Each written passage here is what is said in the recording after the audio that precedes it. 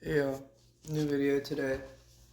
Um, I'm a little lower energy, I think, because I ended up staying out later than I thought I was going to last night, but that's because I was having a good time. So I definitely can't say that I regret it.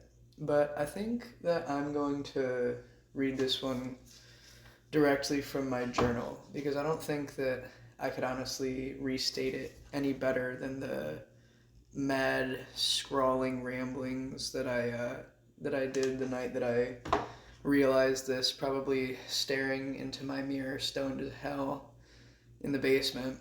And I never learned a lesson looking at my own reflection, but sometimes it seems useful. That's an Anna Gristle lyric. I did not come up with that, but god damn, it's a good one. It's actually written on my mirror. You don't exist as some perfect ideal made like a drawing or even an experience to be enjoyed. I feel like in the age of media, there is kind of an expectation that comes with the things around you, like consumerism and all that, whatnot, as my boss would say, um, where, everything around you is supposed to please you. Everything around you is supposed to be convenient for you. And I think that sometimes the way that people treat you is very reflective of the fact that they think that you are there for them. And the way that you can treat other people or think about them. And it doesn't necessarily, like you can't punish yourself for a thought, but it can come into your actions. And that's important to recognize. Anything that you judge other people for, you also probably do. And maybe they don't even intend to give that impression. Maybe they're not even aware that they're doing that. But they see you as purely instrumental to their life, to their enjoyment, to whatever goal they have to further. You just exist. Enjoyment is a beautiful privilege and coincidence.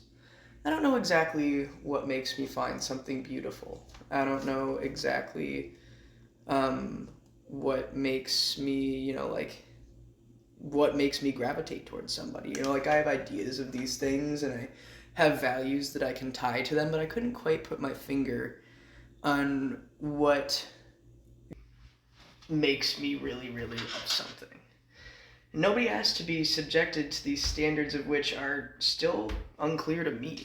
Sorry, this video is already a mess of jump cuts and honestly an insult to video editors, and I lost an earring. Fucking A. I made these.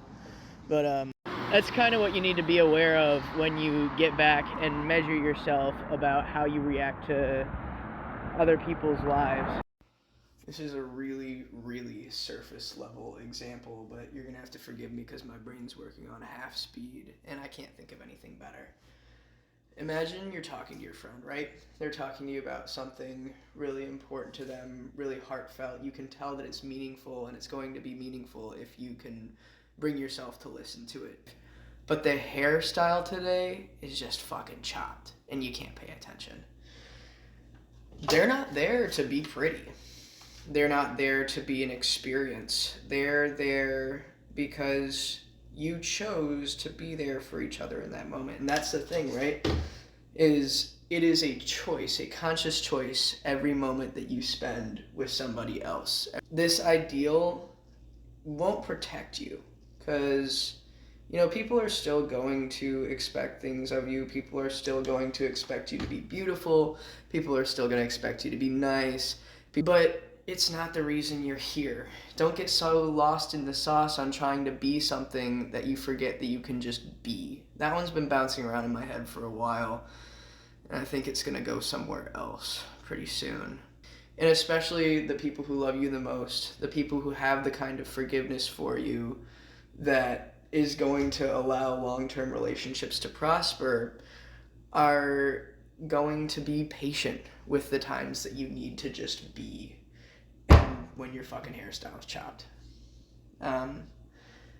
Like, I don't know. It won't protect you, but it'll help with the feeling that you get when you feel like you're not being what other people want you to. Or if you feel like you're having trouble valuing the inherent worth of a life that is not yours. You're not here for anybody, and they're not here for you. And I don't mean that in a pessimistic way. The decision to be there for somebody is a decision. And that's incredible. Don't take anything personally from somebody that you're not personal with. And remember that you can and should strive to be everything that you value, but perfection is impossible.